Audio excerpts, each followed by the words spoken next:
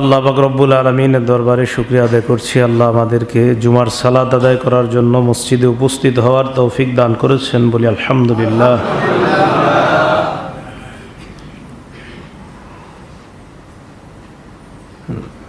সামনে জিলহজ মাস,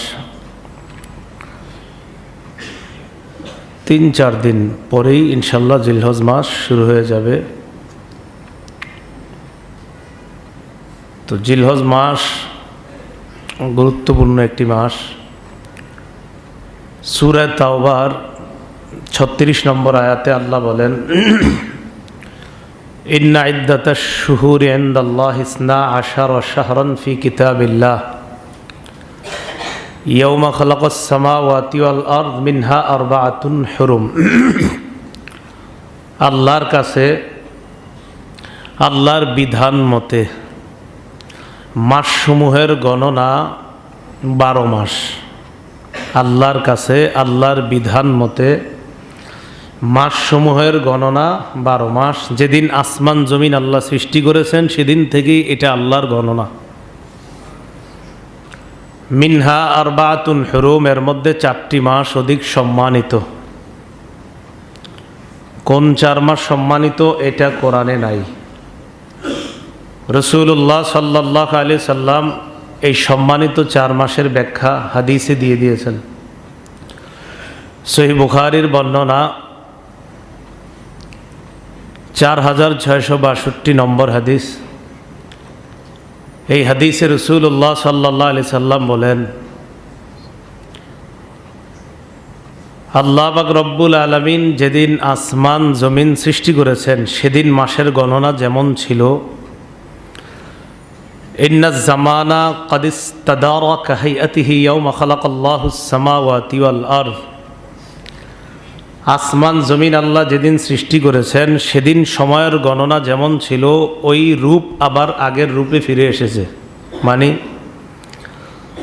কাফের মুশরিকরা মাঝের একটা সময় চেয়েছিল সময়, মাস, বছর এগুলা পরিবর্তন করবে, কম বেশি করবে, পরিবর্তন করবে। রাসূলুল্লাহ সাল্লাল্লাহু আলাইহি সাল্লাম তাদের এই মানসিকতাকে কঠিনভাবে প্রত্যাখ্যান করলেন আর বলে দিলেন, এই জাতীয় উল্টাপাল্টা চলবে না। আল্লাহ আসমান জমিন যেদিন বানিয়েছেন তখন সময়ের গণনা যেমন ছিল এখনও তেমনই ওই রূপে আবার ফিরে এসেছে। মাঝে তোমরা কিছু বানিয়েছিলে, এগুলো হবে না। আস-সানাতু 12 শাহরা। রাসূলুল্লাহ সাল্লাল্লাহু আলাইহি সাল্লাম বলেন, বছর হয় 12 মাসে। মিনহা আরবাআতুন হুরুম, এর মধ্যে 4টি মাস সম্মানিত। সালাসুন মুতাওয়ালিয়াত, 3টি মাস ধারাবাহিক, 1টি মাস ধারাবাহিকের বাহিরে। মানে যে 4 মাস অধিক সম্মানিত এর মধ্যে 3টা মাস ধারাবাহিক। যুলকাদা 1 নাম্বার, জিলকদ যেটা বর্তমানে চলছে 2 নাম্বার, যুলহিজ্জা জিলহজ মাস যেটা আগামী মাস 3 নাম্বার, অল মুহররম সেটা জিলহজ মাসের পরের মাস। দেখেন তো 3টা কোনো পার্থক্য আছে নাকি একসাথে 3টা? মাঝে কি কোনো ইয়ে আছে, অন্য মাসের গ্যাপ আছে? নাই। জিলকদ, জিলহজ, মুহররম, তাহলে 4 মাসের মাঝে এই 3টাও সম্মানিত। আর চতুর্থ কোনটা? ওয়া রজবু মুদর আল্লাযী বাইনা জুমাদা ওয়া শাবান। শাবান মাসের আগের মাসটা যেটা রজব মাস, ওই রজব মাসটাও সম্মানিত। তাহলে কয় মাস হলো? 4 মাস। কি বুঝতে পারলাম? আল্লাহ কোরআনে বললেন 4 মাস সম্মানিত। কোন 4 মাস? এটা রাসূল হাদিসে ব্যাখ্যা দিয়ে দিয়েছেন। তাহলে কোরআন বোঝার জন্য হাদিসের প্রয়োজন আছে? আছে। এখন যেই 4 মাস সম্মানিত নবীজি বললেন, জিলকদ, জিলহজ, মুহররম, রজব, এই 4 মাসের মাঝে আবার সবচেয়ে সম্মানিত জিলহজ মাস। এই 4টি তো সম্মানিত, এর মাঝে আবার সবচেয়ে সম্মানিত জিলহজ মাস। ইবনে মাজাহ হাদিসের কিতাব 3931 নম্বর হাদিস। এই হাদিসে রাসূলুল্লাহ সাল্লাল্লাহু আলাইহি সাল্লাম বলেন, বিদায় হজের ভাষণে আল্লাহ রাসূল সাল্লাল্লাহু আলাইহি সাল্লাম বয়ান করলেন, আলা ইন্না আহরামাল আইয়াম ইয়াউমুকুম হাযা। জিলহজের 10 তারিখে রাসূলুল্লাহ সাল্লাল্লাহু আলাইহি সাল্লাম বললেন, শোনো, দিনসমূহের মধ্যে আজকের দিনটা সবচেয়ে শ্রেষ্ঠ দিন, তোমাদের সবচেয়ে সম্মানিত দিন আজকের দিন। আলা ইন্না আহরামাশ শুহুরি শাহরুকুম হাযা, মাসের মধ্যে সবচেয়ে পবিত্র সম্মানিত মাস তোমাদের এই মাসটা। কোন মাস? জিলহজ মাস। জিলহজে ভাষণ দিতেছে নবীজি, তো জিলহজ মাসেই বলছে তোমাদের এই মাসটা সবচেয়ে সম্মানিত। তো জিলহজ মাসে নবীজি এই মাস বলে কোন মাস বুঝাইছেন? জিলহজ মাস। আলা ওয়া ইন্না আহরামাল বালাদি বালাদুকুম হাযা, শোনো, সবচেয়ে সম্মানিত শহর তোমাদের এই শহর মক্কা। আলা ইন্না দিমাআকুম ওয়া আমওয়ালাকুম আলাইকুম হারামুন কাহুরমাতি ইয়াউমিকুম হাযা ফি বালাদিকুম হাযা ফি শাহরিকুম হাযা ফি বালাদিকুম হাযা। যেমনি ভাবে এই শহর মক্কা সবচেয়ে সম্মানিত, জিলহজ মাস সবচেয়ে সম্মানিত মাস, জিলহজের আজকের তারিখটা যেমন সবচেয়ে সম্মানিত তারিখ, ঠিক তেমনিভাবে আমি নবী তোমাদের জন্য তোমাদের রক্ত আর তোমাদের সম্পদ এক মুসলমান আরেক মুসলমানের কাছে তেমনই সম্মানিত বলে ঘোষণা করলাম। আল্লাহ হাল বাল্লাগতু। এরপর রাসূলুল্লাহ সাল্লাল্লাহু আলাইহি সাল্লাম বললেন সাহাবায়ে কেরামকে লক্ষ্য করে, আমি কি আমার দায়িত্ব পালন করেছি? আমি কি আমার দায়িত্ব পৌঁছে দিয়েছি? ক্বালু নাআম, সাহাবায়ে কেরাম জবাব দিলেন, হ্যাঁ, আপনি আপনার দায়িত্ব পৌঁছে দিয়েছেন। রাসূলুল্লাহ সাল্লাল্লাহু আলাইহি সাল্লাম বললেন আল্লাহুম্মা শাহাদ, আল্লাহ আপনি সাক্ষী থাকেন। আপনি সাক্ষী থাকেন মানে আমি সাহাবায়ে কেরামকে জিজ্ঞাসা করেছি আমার দায়িত্ব আমি পালন করেছি কিনা, তারা বলল আমি পালন করেছি। আল্লাহ তাদের এই কথার সাক্ষী আপনি থাকেন যে তারা বলেছে আমি আমার দায়িত্ব পূর্ণ করেছি। এই হাদিস থেকে জানলাম 4 মাসের মাঝে সবচেয়ে সম্মানিত জিলহজ মাস। জিলহজ মাসের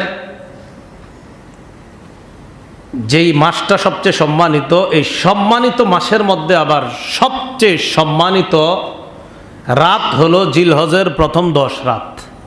পুরা মাসটা তো সম্মানিত, এই পুরা মাসের মাঝে 10 রাত সম্মানিত। প্রথম 10 রাত অনেক দামি। সূরা ফজরের 2 নম্বর আয়াতে আল্লাহ বলেন ওয়ালায়ালিন আশ, 10 রাতের শপথ। গুরুত্বপূর্ণ কোনো বিষয়ে যখন আল্লাহ শপথ করেন বুঝতে হবে এই বিষয়টা আল্লাহর কাছে খুব গুরুত্বপূর্ণ। তো জিলহজের প্রথম 10 রাতের শপথ করেছেন, মানে এই 10 রাতের যে অনেক গুরুত্ব, এটা এই উম্মতকে আল্লাহ বুঝিয়ে দিলেন যে শোনো, এই 10 রাতের অনেক গুরুত্ব। জিলহজ মাসের প্রথম 10 দিন, এই 10 দিন আল্লাহর কাছে সবচাইতে শ্রেষ্ঠ। রাতও শ্রেষ্ঠ, আবার 10 দিনও শ্রেষ্ঠ। ক্বালা রাসূলুল্লাহ সাল্লাল্লাহু আলাইহি ওয়াসাল্লাম আফযালু আইয়ামিদ দুনিয়া ইনদাল্লাহ আইয়ামুল আশর, আল্লাহর কাছে দিনের মাঝে সবচেয়ে মর্যাদাপূর্ণ দিন হলো জিলহজ মাসের প্রথম 10 দিন। শুরু থেকে আসেন তো দেখি মনে রাখতে পারেন কিনা। আল্লাহ বললেন সম্মানিত মাস 4টি, নবী বললেন কোন 4টি? জিলকদ, জিলহজ, মুহররম, রজব। এই 4 মাসের মাঝে আবার সবচেয়ে সম্মানিত জিলহজ।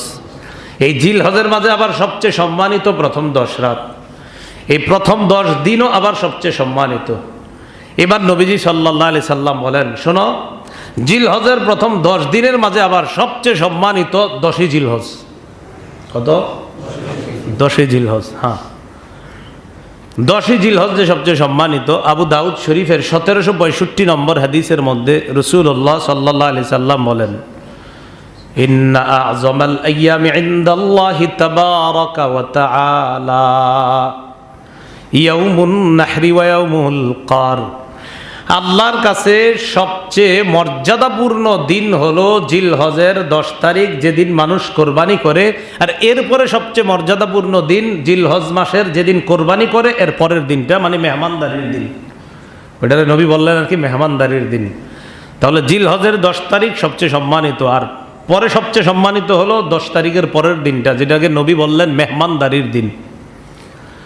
আল্লাহ আমাদের সকলকে এই 10 জিলহজের 10 তারিখ পর্যন্ত মাসটার এই দিনগুলা আর রাতগুলা খুব বেশি পরিমাণে ইবাদতে যেন আমরা কাটাইতে পারি, আল্লাহ তৌফিক দান করেন। জিলহজ মাসের প্রথম দশকে আমল করা, যে কোনো আমল, মনে করেন জিলহজ শুরু হইল, আপনি যে কোনো নফল আমল করা, ফরজ তো করতেই হবে নফল আমল করা। এই ব্যাপারে রাসূলুল্লাহ সাল্লাল্লাহু আলাইহি সাল্লাম হাদিসের মধ্যে বলেন, সহিহ বুখারীর বর্ণনা 969 নম্বর হাদিস, আবু দাউদের বর্ণনা 2438 নম্বর হাদিস, তিরমিজির বর্ণনা 757 নম্বর হাদিস। রাসূলুল্লাহ সাল্লাল্লাহু আলাইহি সাল্লাম বলেন, মা মিন আইয়ামিন আল আমালুস সালিহু ফিহা আহাব্বু ইলাল্লাহ মিন হাদিহিল আইয়াম, ইয়ানি আইয়ামাল আশ। রাসূলুল্লাহ সাল্লাল্লাহু আলাইহি সাল্লাম বলেন, আল্লাহর কাছে সবচাইতে নেক আমল, পছন্দনীয় আমল হলো জিলহজের প্রথম 10 দিনের আমল। এই আমলের চাইতে আল্লাহর কাছে এত অধিক পছন্দনীয় আর নফল ইবাদত নাই। জিলহজের প্রথম 10 দিন যে ইবাদত, এই জন্য গরু কেনার চিন্তায় যেন আমরা 5 দিন নষ্ট না করে ফেলি। কথার কথা, যেদিন কিনবেন তো কিনলেন, ঠিক আছে, কিন্তু এর আগে 9 দিন খালি ফিকির করলেন কিভাবে কি করা যায়, এই করতে গিয়ে আপনি একদম সব শেষ করে ফেললেন। বিষয়টাগুলো যেন এমন না হয়। সাহাবায়ে কেরাম প্রশ্ন করলেন, ওয়ালাল জিহাদু ইয়া রাসূলুল্লাহ, হুজুর আল্লাহর রাস্তায় জিহাদ করাও কি এর চাইতে দামি না? নবীজি বললেন, লা ওয়ালাল জিহাদু ফি সাবিলিল্লাহ, জিহাদও দামি না এর চেয়ে, এটার চেয়ে।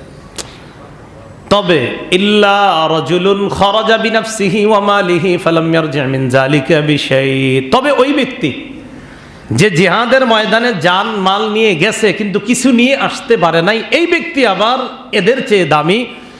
জিহাদ 10 জিলহজের যে আমল, এদের চেয়ে দামি না। নবীজি বললেন, তবে ওই ব্যক্তির জিহাদ আবার এই 10 জিলহজের চেয়ে দামি, যে জান মাল নিয়ে আল্লাহর রাস্তায় গিয়ে কিছুই নিয়ে আসতে পারে নাই, শুধু বিলায় আসছে আল্লাহর রাস্তায়। এই ব্যক্তির জিহাদ আবার এই 10 যে ইবাদত এর চেয়ে আরো দামি। তো এই হাদিস থেকে জানলাম জিলহজের প্রথম 10 রাত দিন বেশি পরিমাণে ফরজ তো ছাড়া যাবেই না, নফল ইবাদত বেশি করা। চলতে ফিরতে উঠতে বসতে 3টে আমল বেশি করার চেষ্টা করবো আমরা ইনশাআল্লাহ। যখন হাঁটতেছি, রাস্তাঘাটে হাঁটতেছি, পড়েন আমার সাথে, লা ইলাহা ইল্লাল্লাহ, আল্লাহু আকবার, আলহামদুলিল্লাহ। এই 3টে আমল সহজ না? হাঁটতেছেন, উঠতেছেন, বসতেছেন, চলতেছেন, এই 3টে ইবাদত। মুসনাদে আহমদ কিতাবের নাম, 5446 নম্বর হাদিসের বর্ণনা। قال رسول الله صلى الله عليه وسلم أكثروا فيهن من التهليل والتحميد والتكبير। রাসূলুল্লাহ সাল্লাল্লাহু আলাইহি ওয়াসাল্লাম বলেন, 3টা আমল বেশি বেশি করবা, লা ইলাহা ইল্লাল্লাহ অধিক পরিমাণে পড়বা, আল্লাহু আকবার বেশি পড়বা, আলহামদুলিল্লাহ বেশি পরিমাণে পড়বা। অফিসে যাইতেছেন, গাড়িতে বসা, ইবাদতগুলো করেন। অফিসে কাজ করতে করতে ক্লান্ত হয়ে গেলেন, বাস একটু বসে বসে ইবাদতটা করেন, এরপর আবার কাজ শুরু করেন। তো এই 10 দিনে খুব বেশি পরিমাণে আমরা সময়গুলা অনর্থক না কাটিয়ে, অনর্থক কোনো কাজে আমরা সময়গুলো অপচয় না করে এই ইবাদতগুলো করার মাধ্যমে আমরা এই সময়গুলোকে আরো গুরুত্বপূর্ণ করে আল্লাহর দরবারে যেন এই সময়গুলা ইবাদত মাখা সময় আল্লাহর কাছে পেশ করতে পারি, আল্লাহ তৌফিক দান করেন। এরপরে জিলহজ মাসের প্রথম 9 দিন রোজা রাখার চেষ্টা করা। জিলহজের একদম প্রথম 9 দিন রোজা রাখার চেষ্টা করা।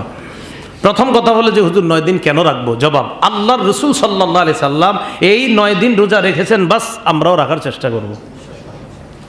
কারণ গুরুত্বপূর্ণ যদি না হয়তো নবীজি টানা এই 9টা রোজা রাখতেন না। গুরুত্বপূর্ণ বলেই নবী সাল্লাল্লাহু আলাইহি সাল্লাম এই 9টা রোজা টানা রাখতেন।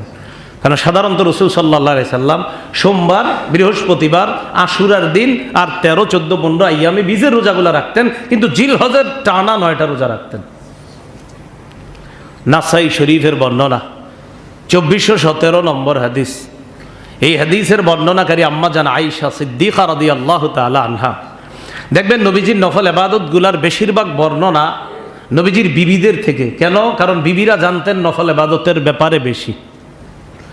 আম্মা জান আয়েশা সিদ্দিকা রাদিয়াল্লাহু তাআলা আনহা বলেন, কানা রাসূলুল্লাহ সাল্লাল্লাহু আলাইহি ওয়াসাল্লাম ইয়াসুমু তিসআম মিন জিলহিজ্জা ওয়া সালাসাতা আইয়ামিন মিন কুল্লি শাহর ওয়া ইয়াউমা আশুরা ওয়াল ইসনাইনি ওয়াল খামিস।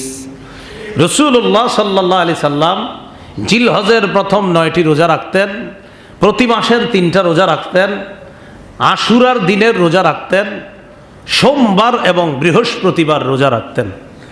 তো এই হাদিসে আমাদের মূল উদ্দেশ্য হলো যে জিলহজের প্রথম 9 রোজা রাখা, এটা আমরা চেষ্টা করব। আল্লাহ তৌফিক দান করেন। এবছর হিম্মত করে ফেলেন। কথার কথা আপনি 9টা পারলেন না, 4টা রাখেন, 3টা রাখেন, যে নিয়ত করেন এইবার যে অন্তত 2টা, আগামী বছর 3টা, পরের বার 4টা, আল্লাহ বাঁচায় রাখলে 5টা 6টা, দেখবেন আল্লাহ এইভাবে তৌফিক দিয়ে ইবাদতের করার আপনার আগ্রহ আরো বাড়িয়ে দিবেন। কথার কথা আপনি নিয়ত করে ফেললেন, প্রথম 4টা রাখার পর 5ম দিন সাহারিতে উঠতে পারেন নাই, যেহেতু আমরা রমজান মাস সাধারণত আমরা সাহারির সময় ওঠার অভ্যাসটা আমাদের নাই, তো উঠতে পারেন না, আপনি রাখতে পারেন, সমস্যা কি, রাখতে পারেন না, 4টা তো রাখছেন। মোট কথা যেদিন উঠতে পারলেন সেদিন রাখেন, কারণ এবাদত এই 9 দিন করা লস নাই আপনার, লাভ আর লাভ। তাহলে 9 জিলহজ পর্যন্ত রোজা রাখার চেষ্টা করা। পরবর্তী আমল, যারা কোরবানি দিব বিশেষ করে তারা চুল নখ না কাটা। অন্যরাও মুস্তাহাব হিসাবে করতে পারেন এটা, কিন্তু যারা বিশেষ করে কোরবানি দিব আমরা, জিলহজের মাসের যে চাঁদটা আমরা দেখবো, এই চাঁদ দেখার আগে চুল নখগুলো আমরা কেটে ফেলবো। কোরবানির আগ পর্যন্ত আর চুল নখে আমরা খুর লাগাবো না, হাত দিব না। মুসলিম শরীফের 1977 নম্বর হাদিসের বর্ণনা। আর পকেটে যারা মোবাইল রাখেন, এই মোবাইলে যারা হাদিসের অ্যাপসে হাদিস মিলান, এই অনুযায়ী 5013 নম্বর হাদিস।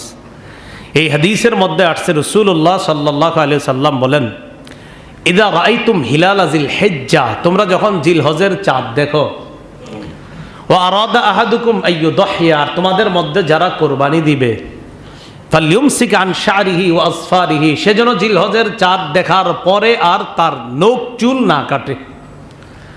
তাহলে জিলহজের চাঁদ দেখার পরে আর কাটা যাবে না। তো এখন কি আপনি অপেক্ষা করবেন যে 4টা দেখবো এরপরে কাইটে আর কাটবো না? না, এরকম না। আপনি চাঁদ দেখার আগেই চুল নখ ছোট করে ফেলবেন, যেন চাঁদ দেখার পরে আর কাটতে না হয়। এবাদতটা আমরা মনে রাখবো ইনশাআল্লাহ। তাহলে আমরা হিসাব রাখবো যে কবে জিলহজ শুরু হয়ে যায়। বাস জিলহজ শুরু হওয়ার একদিন আগে করে ফেলেন আপনি কাজটা, চুল নখ ছোট করে ফেলেন। আল্লাহ আমল করার তৌফিক দান করেন। জিলহজ মাসের আরেকটা গুরুত্বপূর্ণ ইবাদত, যেটা আমরা সকলে এবছর করার চেষ্টা করব, সকলে, কোরবানি যারা দেই আর না দেই সমস্যা নাই, সকলে, এটা হলো 9 জিলহজের রোজা। কবের রোজা? 9 জিলহজের রোজা। এটা আমরা সবাই রাখার চেষ্টা করব। আবু দাউদ শরীফের বর্ণনা, 2462 নম্বর হাদিসের বর্ণনা। এই হাদিসের মধ্যে আসছে, আবু দাউদে 2462, 2425 হতে পারে, রাসূলুল্লাহ সাল্লাল্লাহু আলাইহি সাল্লাম বলেন, বিসমিল্লাহ, আল্লাহুম্মা লাকাল হামদু ওয়া লাকাশ শুকর।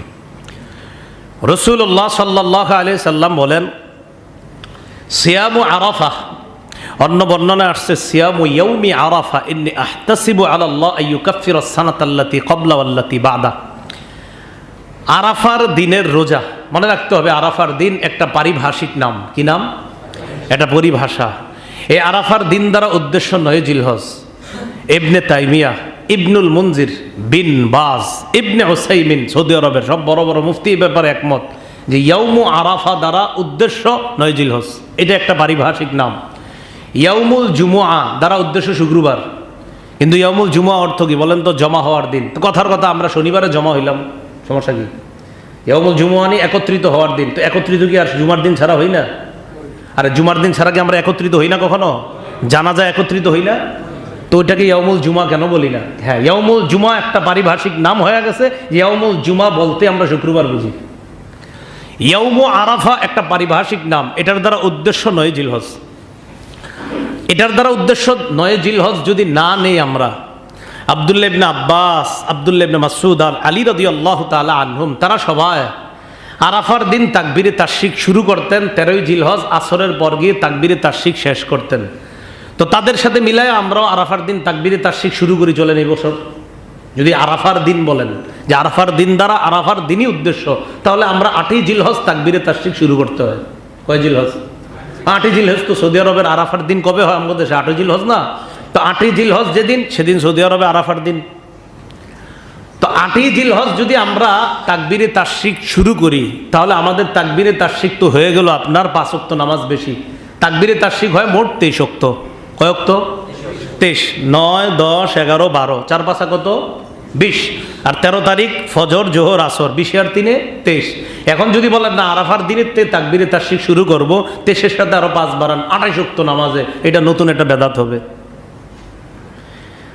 এই জন্য ইয়াউমু আরাফা দ্বারা উদ্দেশ্য, তারা সবাই ইয়াউমু আরাফার দিন তাকবীরে তাশরিক শুরু করতেন, দ্বারা উদ্দেশ্য যে 9ই জিলহজ শুরু করতেন, 13ই জিলহজ শেষ করতেন। কারণ এই ব্যাপারে সবাই মেনে নিব, কিন্তু আমরা 9ই জিলহজই আমরা কি করব? তাকবীরে তাশরিক শুরু করব। কিন্তু 9ই জিলহজ তো ইয়াউমু আরাফা, এটা দ্বারা উদ্দেশ্য সব দেশে তাকবীরে তাশরিক শুরু করে ইয়াউমু আরাফার দিন তাকবীরে তাশরিক শুরু করে। তো ইয়াউমু আরাফার দিন তাকবীরে তাশরিক দ্বারা 9ই জিলহজ যে উদ্দেশ্য, এটা পৃথিবীর সবাই মানবে যে তাকবীরে তাশরিকের দিন হবে 9ই জিলহজ। কবে হবে বলেন তো? 9ই জিলহজ। তো আমাদের দেশে 9ই জিলহজ কবে? যেদিন সৌদি আরব কোরবানি, সৌদি আরব যেদিন কোরবানি সেদিন 9ই জিলহজ না? 9ই জিলহজ। আল্লাহ বুঝার তৌফিক দান করেন। এটা একটা পারিভাষিক নাম। এরপরেও যদি কারো সন্দেহ থাকে, হুজুর কেমন জানি লাগে, তো আপনি 9টাই রাখেন রোজা, তার কোনো সমস্যা থাকবে না। আপনার যদি খারাপ লাগে যে না আমি মনে হয় আরাফার দিনেরটা রাখলো, তো আপনি সবটি রাখেন, সমস্যা নাই তো। তাহলে আর আপনার সাথে কেউ ঝগড়াও করবে না, আপনার আর প্রশ্ন করার দরকার হবে না, আপনি নিজের সান্ত্বনা দিতে পারবেন। আমি যেহেতু সবগুলাই রাখছি, অতএব এই ফজিলত আমি পেয়ে গেছি। আরাফার দিন যে রোজাটা, এই ব্যাপারে রাসূল সাল্লাল্লাহু আলাইহি সাল্লাম বলেন, জিলহজের 9 তারিখের রোজা রাখলে আগের পরের 2 বছরের গুনাহ মাফ। আগের পরের 2 বছরের গুনাহ মাফ। এরপর জিলহজের আমল, 9ই জিলহজ যেদিন আমরা রোজা রাখবো, ওই দিন ফজর থেকে আমরা তাকবীরে তাশরিক পড়ব 13ই জিলহজ পর্যন্ত। পারি না সবাই? পুরুষরা একবার উচ্চ আওয়াজে, নারীরা একবার নিম্ন আওয়াজে, বাস একবারই। আল্লাহু আকবার, আল্লাহু আকবার, লা ইলাহা ইল্লাল্লাহু, আল্লাহু আকবার, আল্লাহু আকবার, ওয়ালিল্লাহিল হামদ। মোটামুটি আওয়াজে আমরা এটা পড়ে নেব পুরুষরা। আবু দাউদের বর্ণনা 1813 নম্বর হাদিসে রাসূল বলেন, ইন্না হাদিহিল আইয়াম আইয়ামু আকলিন ওয়া শুরবিন ওয়া যিকরিন। এই দিনগুলা হলো খাওয়ার দিন, পান করার দিন আর জিকির করার দিন। এই দিনগুলোতে তোমরা কোরবানি করবা, খাইবা, পান করবা আর বেশি বেশি আল্লাহর জিকির করবা। আল্লাহ আমাদের সকলকে জিলহজ মাসের এই আমলগুলা যেন করতে পারি, আল্লাহ তৌফিক দান করেন। জিলহজ মাসের গুরুত্বপূর্ণ আরো 2টি কাজ। 1 নাম্বার, আমরা যারা ইমানদার, অন্যান্য মাসেও তো আমরা ইমানদার, জিলহজ মাসে যে আমরা নতুন ইমানদার তা না, বাকি ইমানের উপর অটল থাকতে যে ধৈর্যের প্রয়োজন, এই ধৈর্যের প্রতি উজ্জীবিত হওয়া আর নিজেকে আল্লাহর কাছে সমর্পণ করার মাস হলো জিলহজ মাস। কেন? ইব্রাহিম আলাইহিস সালাতু ওয়াস সালাম মজবুত ঈমান নিয়ে নিজেকে আল্লাহর কাছে সঁপে দিয়ে আল্লাহর পরীক্ষায় শতভাগ সফলতা অর্জন করছেন।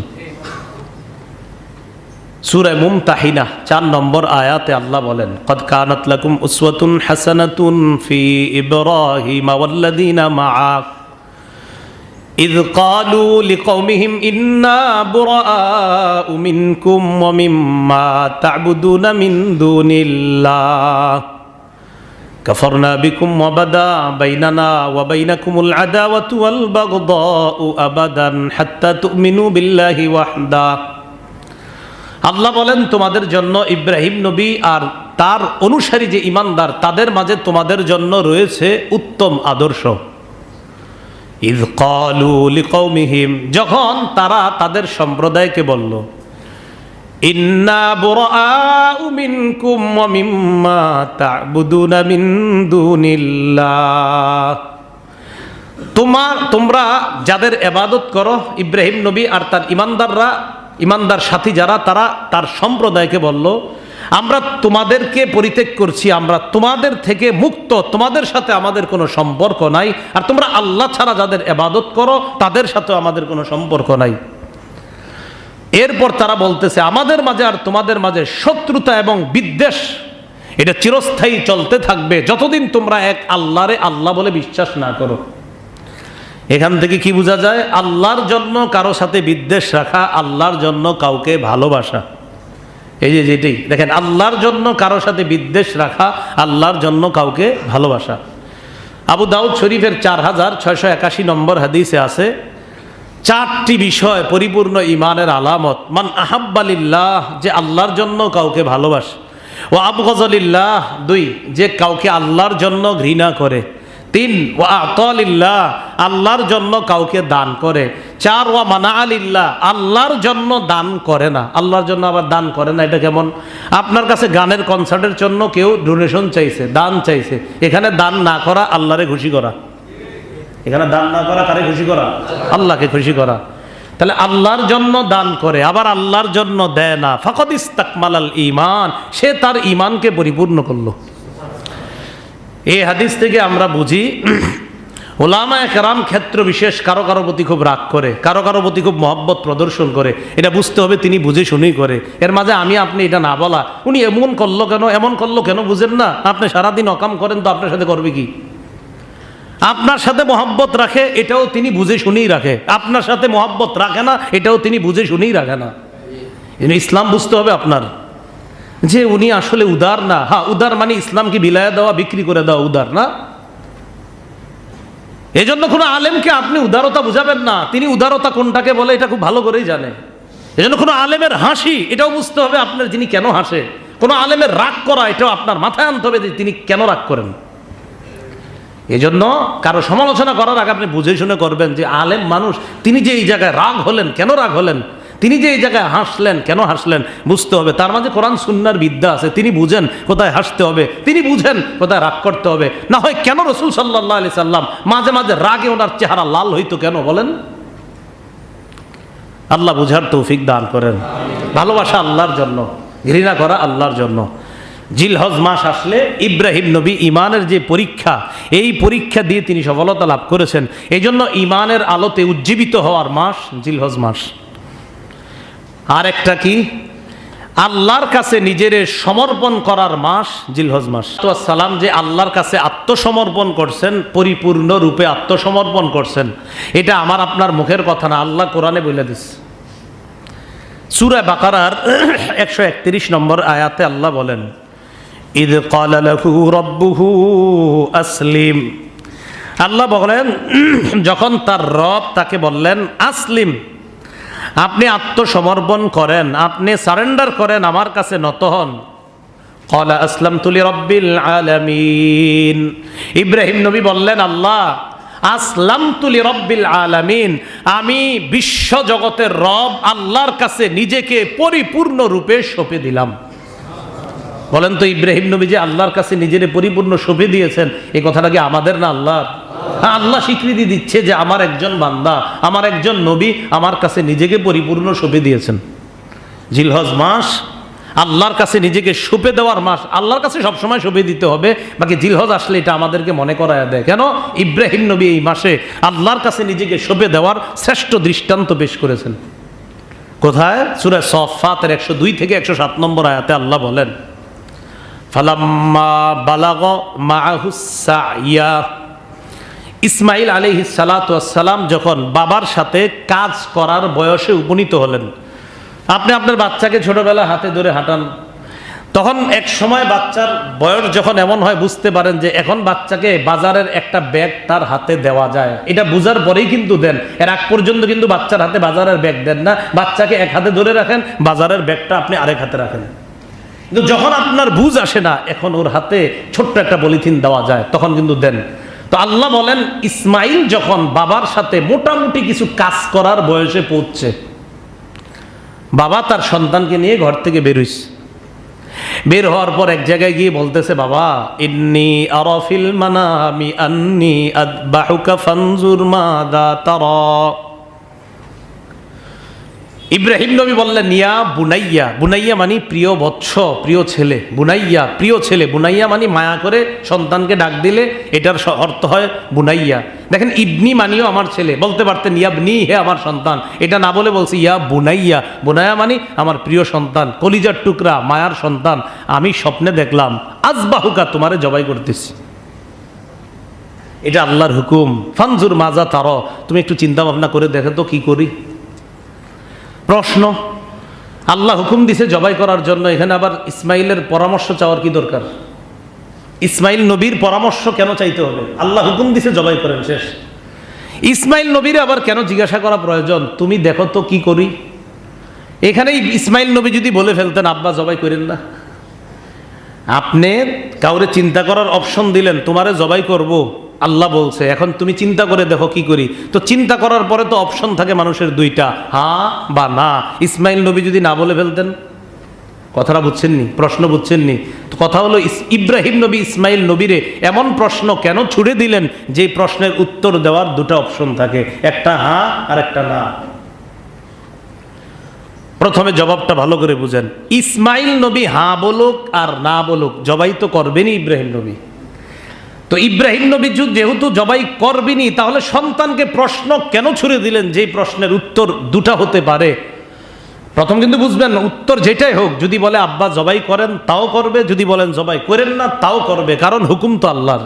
কিন্তু প্রশ্নটা কেন করলেন? উত্তর ওলামায়ে কেরাম বলেন, মুফাসসিরিনে কেরাম বলেন, ইব্রাহিম নবী তো জবাই করবেনি, জবাই করার আগে একটু পরীক্ষা করে দেখতে চাইলেন সন্তানের ভিতরে আল্লাহর হুকুম বাস্তবায়নের আগ্রহ কত পরিমাণ আছে, এটা একটু ট্রাই করতে চাইলেন। কিন্তু মজার ব্যাপার, আল্লাহ আয়াতে বুঝাই দিচ্ছে, বাবা যেমন আমার কাছে নিজের পরিপূর্ণ সঁপে দিয়েছে, ছেলেও আমার কাছে নিজেকে পরিপূর্ণ সঁপে দিয়েছে। আল্লাহ বলছেন, দেখেন ইসমাইল নবীর জবাবটা শোনেন আগে। ইসমাইল নবীর সাথে সাথে কয়, আব্বা চিন্তা ভাবনার কি আছে, ইফআল মা তুমার, আপনাকে যে আদেশ করা হয়েছে এখনই বাস্তবায়ন করেন, জবাই করেন। আমি পুরাপুরি রেডি, তৈরি, কোনো সন্দেহ নাই। সাতাজিদুনি ইনশাআল্লাহু মিনাস সাবিরিন। আব্বা আমি দৌড় দিতে পারি বা আমি এদিক সেদিক যেতে পারি, আপনি টেনশন না, না আপনি আমাকে ধৈর্যশীলদের অন্তর্ভুক্ত পাবেন, আপনি জবাই করেন। এখন আল্লাহ বলেন, ফালাম্মা আসলামা। সূরা বাকারা, যারা ঘরে কোরআন পড়েন মাঝে মাঝে দেখেন, সূরা বাকারা 131 নম্বর আয়াতে আছে আসলামতু, আমি নিজেকে সঁপে দিলাম, আমি আত্মসমর্পণ করলাম। সূরা আস-সাফফাতের 102 থেকে 7 মধ্যে আল্লাহ বলেন, ফালাম্মা আসলামা, বাবা এবং সন্তান যখন নিজেদেরকে আমি আল্লাহর কাছে পরিপূর্ণ রূপে সঁপে দিয়েছি। আগে বলছে শুধু কার কথা? বাবা, এখানে বলছে বাবা এবং সন্তান। এখান থেকে আমরা কি বুঝি? কোরআন বোঝার চেষ্টা করেন। যিনি হুকুম বাস্তবায়ন করবে আর যার উপরে করবে, দুজন আল্লাহর হুকুম পালনের জন্য পরিপূর্ণ তৈরি। ওয়াতাল্লাহু লিল জাবিন, বাবা সন্তানের গলায় ছুরি চালায়। আল্লাহ ডাক দিলেন, ওয়ানাদাইনাহু আইয়া ইব্রাহিম, ইব্রাহিম থামেন, কদ সাদ্দাকতা রুইয়া, হে ইব্রাহিম আপনি স্বপ্নকে সত্যে পরিণত করে ফেলেছেন। আমি দেখতে চেয়েছিলাম আপনি আপনার সন্তানের গলায় ছুরি চালান কিনা। আরে ছুরি তো চলবে আমি আল্লাহর হুকুমে, আমি আল্লাহর হুকুম না থাকলে দুনিয়ার সবচেয়ে ধারালো ছুরিও আপনার সন্তানের গলায় চলবে না, আমি যদি হুকুম না করি। হুকুম আমার হলে ছুরি চলবে, আমার হুকুম না হলে চাকু চলবে না, ছুরি চলবে না। তাফসীরের কিতাবে আসছে, বারবার চাকু ধার করেছে, সন্তানের গলা কাটতে পারতেছে না। আল্লাহ বললেন, থামেন, আপনি পরিপূর্ণ সফল, স্বপ্নকে সত্যে রূপান্তরিত করে দিয়েছেন। আমি শুধু পরীক্ষা করতে চেয়েছি, আমি শুধু কোরবানি চেয়েছি, আমি আপনার কোরবানি পরিপূর্ণভাবে চেয়েছিলাম, আপনি এখন থেকে আর মানুষ জবাই করতে হবে না। ওয়াফাদাইনাহু বিযিবহিন আযীম, আমি তাকে মুক্ত করলাম একটা দুম্বা কোরবানি দেওয়ার মাধ্যমে। কিয়ামত পর্যন্ত মুসলমানের জন্য আমি আল্লাহকে খুশি করার জন্য সন্তানের পরিবর্তে প্রাণী জবাইয়ের বিধান আমি আল্লাহ দিয়ে দিলাম। এখন আর সন্তান জবাই করা লাগবে না। বলেন তো আয়াত দ্বারা কি বুঝলাম? খালি সুবহানাল্লাহ সীমাবদ্ধ থাকবেন না। আয়াতে বুঝলামটা কি? বুঝলাম হইল জিলহজ মাস নিজেকে আল্লাহর কাছে সঁপে দেওয়ার মাস। সবসময় তো সঁপে দেই, জিলহজ এটা মনে করায় দেয়, শোনো তুমি কিন্তু আমার। এই জন্য আল্লাহ শিখাই দিছে কি, যে যখন কোরবানির ছুরিটা চালাইবা, রাসূল সাল্লাল্লাহু আলাইহি সাল্লাম দোয়া শিখাইছে। আল্লাহ কোরআনে বলেন, কুল ইন্না সালাতি ওয়া নুসুকি ওয়া মাহইয়ায়া ওয়া মামাতি লিল্লাহি রাব্বিল আলামিন। সূরা নামের 162-63 নম্বর আয়াতে আল্লাহ বলেন, নবী আপনি বলেন, ইন্না সালাতি আমার নামাজ, ওয়া নুসুকি আমার কোরবানি, ওয়া মাহইয়ায়া আমার জীবন, ওয়া মামাতি লিল্লাহি রাব্বিল আলামিন আমার মৃত্যু একমাত্র আল্লাহর জন্য। বলেন তো আমার নামাজ কার জন্য? আমার কোরবানি কার জন্য? আমার জীবন কার? আমার মৃত্যু দিবেন কে? তো এই সবই তো আল্লাহ। এটা কি শুধু জিলহজ মাসে না, সব সময়? কিন্তু আল্লাহ জিলহজে মনে করায় দেয়, তুমি যখন প্রাণীর উপরে ছুরি চালাইবা, তো নবীজি দোয়া শিখাইয়া দিছে কি, নবীজি বলেন ইন্না সলাতি ওয়া নুসুকি ওয়া মাহইয়ায়া ওয়া মামাতি লিল্লাহি রাব্বিল আলামিন লা শারীকা লা ওয়া বিযালিকা উমিরতু ওয়া আনা আউয়ালুল মুসলিমিন। কোরআনে আর দোয়ার মধ্যে আছে ওয়া আনা মিনাল মুসলিমিন। দোয়াতে কি আছে? আনা মিনাল মুসলিমিন।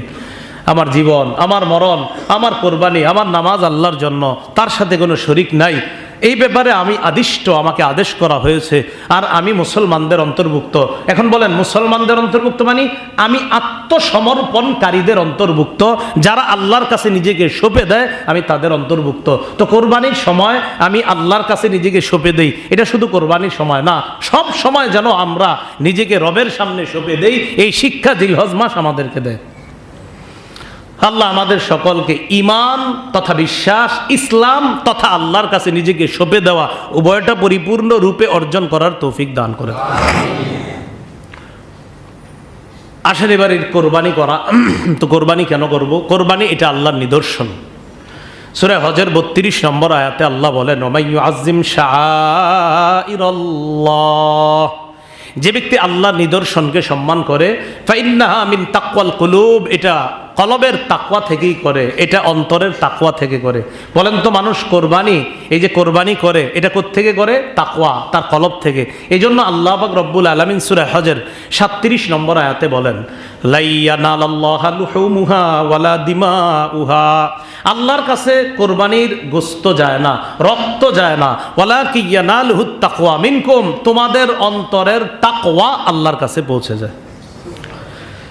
এই জন্য কোরবানির আগে 4টি কথা আপনারা আজকে মুখস্থ করে নেন, মাথায় রাখবেন। এই 4টি বিষয়ের জন্য একটু উল্টাপাল্টা আপনার দ্বারা না হয়। প্রথম কথা নিয়ত পরিশুদ্ধ করা, দ্বিতীয় কথা হালাল টাকায় কোরবানি দেওয়া, তৃতীয় কথা শরীয়ত মোতাবেক কোরবানি দেওয়া, চতুর্থ কথা লৌকিকতা মুক্ত কোরবানি, কাউকে দেখানোর জন্য না। গোস্ত আল্লাহ খাওয়াইলে খাবো, না খাওয়াইলে খাবো না। আমি গোস্তের জন্য কোরবানি দিচ্ছি না, আমার রবকে খুশি করার জন্য কোরবানি দিচ্ছি। আল্লাহ যদি তৌফিকে রাখে, রিজিকে রাখে খাবো, আল্লাহ যদি রিজিকে না রাখে খাবো না, কিন্তু আমি তো কোরবানি দিচ্ছি আল্লাহর জন্য। বাস এমন হতে পারে আপনি কোরবানি দিলেন, কোরবানি দেওয়ার একটু পরে আল্লাহ আপনাকে দুনিয়া থেকে নিয়ে গেল, গোস্ত খাওয়ালেন না। কারণ আমার টার্গেট তো গোস্ত খাওয়া না, আমার টার্গেট রবকে খুশি করা। হ্যাঁ, রব খুশি হয়ে গোস্ত খাওয়ায়, সুবহানাল্লাহ। তো এই জন্য আল্লাহ বললেন গোস্ত আমার কাছে পৌঁছে না, রক্ত পৌঁছে না, তাকওয়া দিলের অবস্থা পৌঁছে। তুমি কেন কোরবানি করলা এটা পৌঁছে। তাহলে বলেন তো বড় গরু, ছোট গরু, খাসি, ছাগল যাই কোরবানি করি, আমার ভিতরে যেন এটা না আসে আমারটা অমুকের চেয়ে ভালো, অমুকের চেয়ে এইটা না, বরং আমি যাই করছি আমার কোরবানির পশু ছোট হোক বড় হোক, আমি পশু জবাই করছি কার জন্য? এই কথাটা মাথায় রাখা। তাহলে 4টি বিষয় মাথায় রাখবেন। নিয়ত শুদ্ধ, হালাল টাকায় কোরবানি, এই হালাল টাকায় কোরবানি দেওয়ার ক্ষেত্রে শরীকের টাকা হালাল কিনা এটাও মাথায় রাখবেন। 3 নম্বর শরীয়ত মোতাবেক কোরবানি, আপনি আপনার মন মতো না, বিসমিল্লাহ ছাড়া জবাই করে ফেললেন, এটা মন মতো, শরীয়ত মোতাবেক কোরবানি করা। 4 নম্বর লৌকিকতা মুক্ত, মানুষকে দেখানো যাবে না, এই উদ্দেশ্যে কোরবানি করা। রাসূলুল্লাহ সাল্লাল্লাহু আলাইহি সাল্লামের সাহাবীগণ তাকে জিজ্ঞাসা করলেন, ইবনে মাজার 3127 নম্বর হাদিসের বর্ণনা, قال أصحاب محمد صلى الله عليه وسلم ما هذه الأضاحي يا رسول الله। সাহাবীগণ প্রশ্ন করলেন, হুজুর এই যে কোরবানি, এগুলা কি, আমরা যে কোরবানি করি? রাসূলুল্লাহ সাল্লাল্লাহু আলাইহি সাল্লাম বললেন, সুন্নাতু আবিকুম ইব্রাহিম আলাইহিস সালাতু ওয়াস সালাম, এটা তোমাদের আব্বা ইব্রাহিম নবীর আদর্শ। সাহাবাগণ প্রশ্ন করলেন এবার, ফামালানা ইয়া রাসূলুল্লাহ, হুজুর এই আদর্শ পালন করলে আমাদের কি ফায়দা হবে? রাসূলুল্লাহ সাল্লাল্লাহু আলাইহি সাল্লাম বললেন, বিকুল্লি শারাতিন হাসানা, প্রতিটা পশমের বিনিময়ে নেকি পাবা, প্রতিটা পশমের বিনিময়ে নেকি। সাহাবায়ে কেরাম প্রশ্ন করলেন, ফামাসসুফু ইয়া রাসূলুল্লাহ, হে আল্লাহ রাসূল সাল্লাল্লাহু আলাইহি সাল্লাম, পশমের বিনিময়ে নেকি? কিছু পশু আছে তো যাদের পশম তুলনামূলক খুব বেশি, ভেড়া, কিছু পশুর তুলনামূলক পশম আরো বেশি, এগুলোর কারণে কি সওয়াব দিবে আল্লাহ? রাসূল বললেন, হ্যাঁ, বিকুল্লি শারাতিন মিনাস সুফি হাসানা, পশম যত বেশি হোক না কেন প্রতিটার বিনিময়ে সওয়াব পাবা। তাহলে কোরবানির পশু জবাই করলে আমরা নিয়ত করব রবের জন্য কোরবানি করতেছি, রব যেন কবুল করে, রব যেন প্রতিদান দেয়, রব যেন আমার প্রতি সন্তুষ্ট থাকে, এটা হবে আমাদের উদ্দেশ্য। তিরমিজি শরীফের 1493 নম্বর হাদিসে আছে, রাসূল সাল্লাল্লাহু আলাইহি সাল্লাম বলেন, মা মিন আমালিন আমিলা আদাবিয়্যুন ইয়াওমান নাহরি আহাব্বা ইলাল্লাহ মিন ইহরাকিদ দাম কোরবানির দিন আল্লাহর কাছে নফল ইবাদতের মধ্যে, এই নফল মানে আবার কোরবানির নফল মনে করেন, অর্থাৎ ফরজ ছাড়া যে ইবাদত, ওই ইবাদতের মধ্যে আল্লাহর কাছে সবচেয়ে গুরুত্বপূর্ণ ইবাদত কোরবানির দিন রক্ত প্রবাহিত করা তথা পশু জবাই দেওয়ার মাধ্যমে আল্লাহরে খুশি করা। এটা সবচেয়ে গুরুত্বপূর্ণ আমল কোরবানির দিন। এই গুরুত্বপূর্ণ আমল সামর্থ্যবানদের জন্য ওয়াজিব। বলেন, সামর্থ্যবানদের জন্য কি ওয়াজিব? 10, 11, 12, 10ই জিলহজ, 11ই জিলহজ, 12ই জিলহজ সূর্যাস্ত পর্যন্ত কারো কাছে যদি জাকাত যোগ্য সম্পদ থাকে, কি যোগ্য? জাকাত দেওয়ার জন্য কয়দিন জানি শর্ত? 3 দিন না 5 দিন? হ্যাঁ, কয়না সাহস অনেকে, একজন আসতে গেছে 1 বছর। জোরে কন, এটা সাহস নিয়ে বলেন, কয় বছর? 1 বছর। এটাও সাহস হারার কি আছে? এখানে তো কেউ মারবেও না। জাকাতের জন্য শর্ত জাকাত যোগ্য সম্পদটা কয়দিন থাকতে হবে? কোরবানির জন্য শর্ত ওই সম্পদটাই মাত্র কয়দিন? 3 দিন। 10, 11, 12ই জিলহজ সূর্যাস্ত পর্যন্ত কারো কাছে যদি প্রয়োজনের অতিরিক্ত 7.5 ভরি সোনা অথবা 52 ভরি রূপা বা তোলা বলি আমরা, এই পরিমাণ অর্থ যদি কারো কাছে 10, 11, 12ই জিলহজ সূর্যাস্ত পর্যন্ত থাকে, তার উপর কোরবানি ওয়াজিব। কোরবানি ওয়াজিব এটা আমরা কোত্থেকে প্রমাণ করি? বিশেষ করে ইমাম আবু হানিফা রাহিমাহুল্লাহর মতে কোরবানি ওয়াজিব, হানাফি মাযহাবেও। মুসনাদে আহমদ 16 নম্বর খণ্ড 120 নম্বর পৃষ্ঠা রাসূলুল্লাহ সাল্লাল্লাহু আলাইহি ওয়াসাল্লাম বলেন, মান ওয়াজাদা সাআতান ওয়া লাম ইউদাহি, কেউ যদি সামর্থ্যবান হওয়ার পরেও কোরবানি না দেয়, ফালা ইয়াকরাবান্না মুসাল্লানা, সেজন্য আমাদের ঈদগাহে না আসে। কোথায় না আসে? তো নবীজি এই ধমক কেন দিলেন? যদি নফল ইবাদত হইতো রাসূল এই ধমক দিতেন না। যদি এটা সুন্নত ইবাদত হইতো রাসূল এত জোরে ধমক দিতেন না। এটা ওয়াজিব বলেই রাসূল ধমক দিলেন যে সামর্থ্যবান হওয়ার পরেও কোরবানি না করে সেজন্য ঈদগাহে না আসে। তো এই ধমক কেন দিলেন? এখান থেকে ইমাম আবু হানিফা রাহিমাহুল্লাহ অর্থাৎ হানাফি মাযহাবে এই হাদিস দ্বারা প্রমাণ করে কোরবানি ওয়াজিব। এটা মাযহাবের কোনো কথা না, এটা হাদিসেরই কথা। বাকি এই হাদিসটা আমাদের দলিল, এই হাদিসটা কি আমাদের দলিল? সামর্থ্যবানদের জন্য কোরবানি করা ওয়াজিব।